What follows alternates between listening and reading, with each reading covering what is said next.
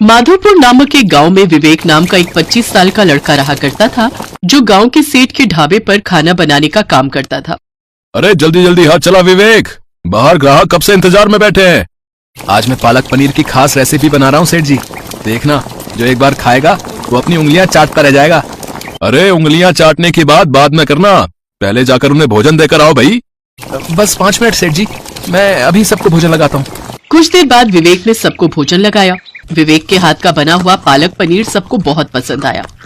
आज के पालक पनीर का तो कोई जवाब ही नहीं है सेठ जी, पेट भर गया लेकिन मन नहीं भरा।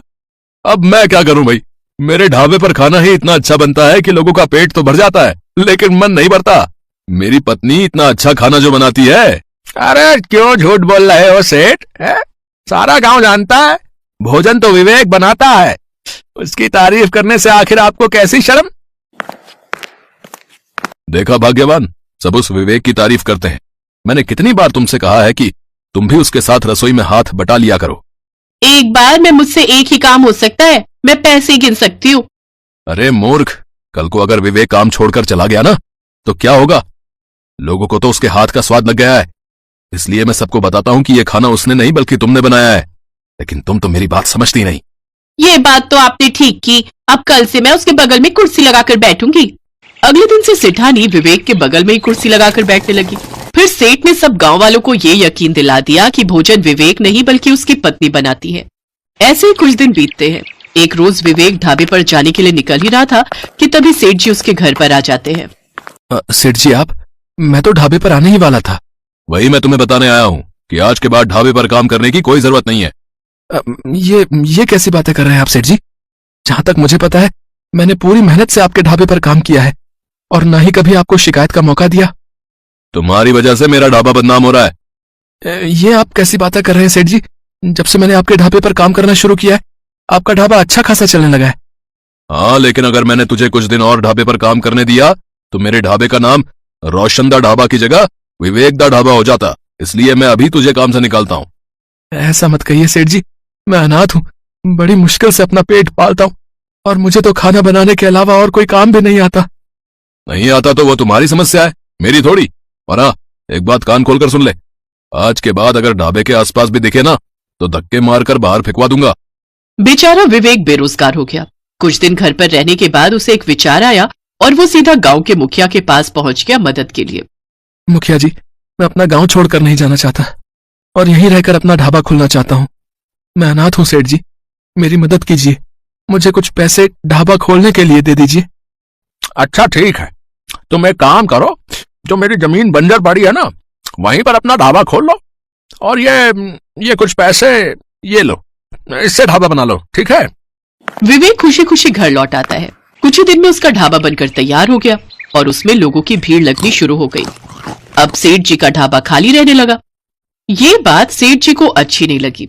फिर एक रोज सेठ जी ने चुपके से एक ग्राहक को पैसे देकर विवेक द्वारा लाए हुए राशन की बोरी में दवाई मिला दी, जिससे लोगों का पेट खराब हो गया और ग्राहकों ने उसके ढाबे पर आना बंद कर दिया। अब उसका ढाबा बंद हो गया। फिर मुखिया उसके पास आया। देखो, मुझे मेरा पैसा और ब्याज चाहिए। ब्याज? लेकिन ब्याज की तो कोई बात ही नहीं हुई थी। मैंने कहा था, लेकिन शायद तुमने सुना नहीं। लेकिन मैं पैसे कहाँ से लाऊं? मेरे पास तो पैसे नहीं है मुखिया जी। तो फिर अपना ये घर खाली कर, चल। मुखिया ने विवेक को धक्के मारकर घर से बाहर निकाल दिया। बेचारा विवेक आंखों में आंसू लिए हाईवे किनारे लगे पेड़ के नीचे बैठ गया और रोते हुए अपनी किस्मत को कोसने लगा। तभी उसने देखा कि उस पेड़ पर एक चिड़िया का घोंसला बना हुआ है। उसमें एक चिड़िया बैठी हुई है और उसके ऊपर एक चील मंडरा रही है। मेरा घर तो उजड़ गया, लेकिन मैं इसका घर नहीं उजड़ने दूंगा। विवेक ने पत्थर मारकर उस चील को वहां से भगा दिया। तभी एक चमत्कार हुआ। डरो मत, बरसों पहले मुझे एक श्राप के कारण इस घोंसले में कैद कर दिया गया था।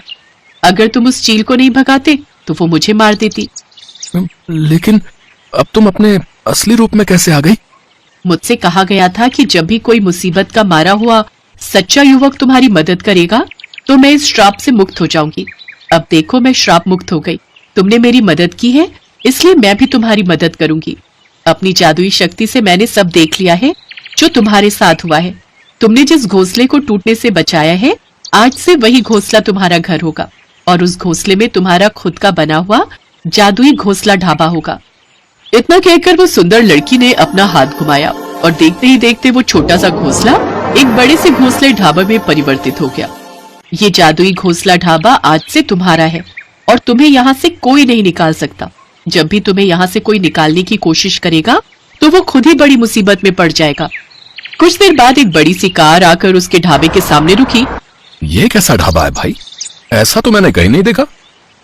ये मेरा ढाबा है, आइए मैं आपको अपने हाथ का कुछ बनाकर खिलाता हूँ। अरे वाह, इतना लजीज खाना तो मैंने कभी नहीं खाया। मैं एक पत्रकार हूँ, तुम्हारे इस घोंसला ढाबे के बारे में अपने अखबार में छापूंगा। कुछ देर बाद वो आदमी वहाँ से चला जाता है और अगले दिन अखबार की सुर्खियों पर विवेक का घोंसला ढाबा ही होता है। उस दिन के बाद विवेक अपने उस जादुई घोंसला ढाबे की वजह से पूरे देश में प्रसिद्ध हो गया और उसने खूब नाम और शोहरत कमाई।